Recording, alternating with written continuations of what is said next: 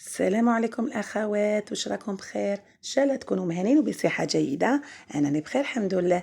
قبل ما نبداو الفيديو نصلوا على نبينا محمد صلى الله عليه وسلم. واش رايحة ندير اليوم؟ رايحة نديرو الرز خفيف ظريف. بسم الله. حطيت شوية دجاج اللي عندك، بلونت بولي، كويس، أنا عندي كويس ديزوسيتو، نحيتو العظم، قطعته موار صغار، درت شوية زيت، حكموا بصلة صغيرة ولا نص بصلة تكون وايا، شوية ملح، شوية فلفل كحل،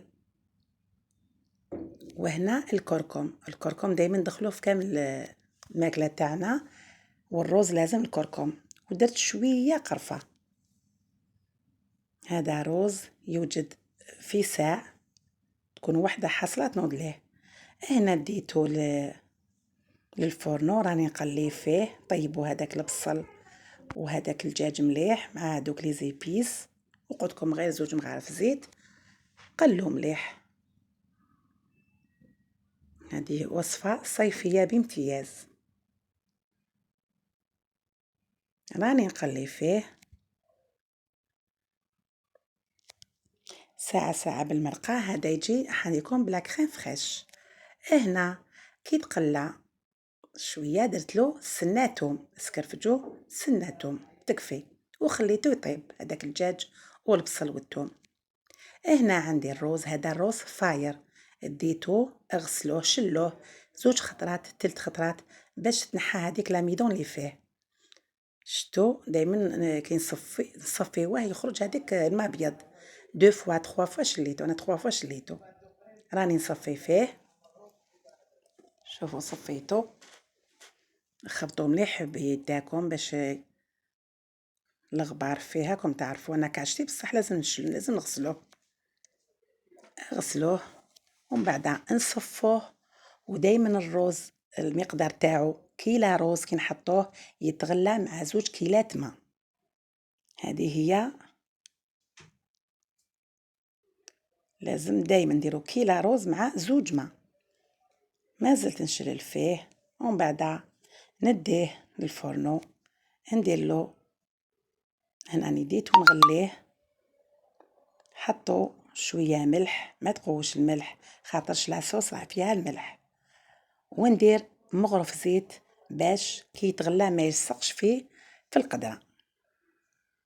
نحركوا هذاك الملح والزيت ونخليوه يغلي.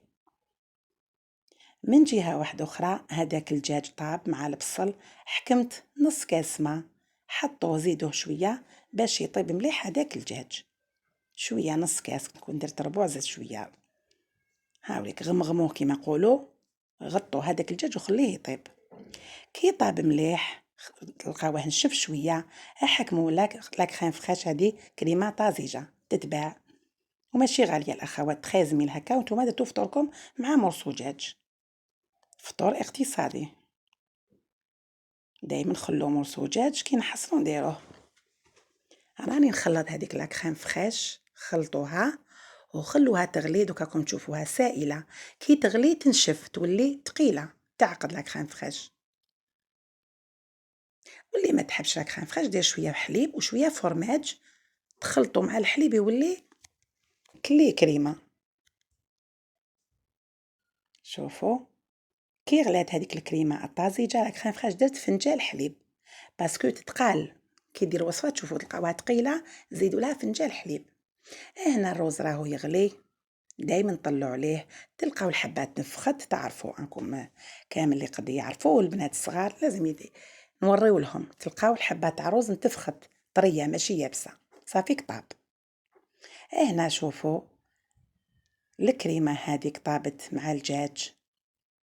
شوفوا تلقاوها ندير فقاعات، تبقبق كيما نقولوا، دير فقاعات طفوا عليها.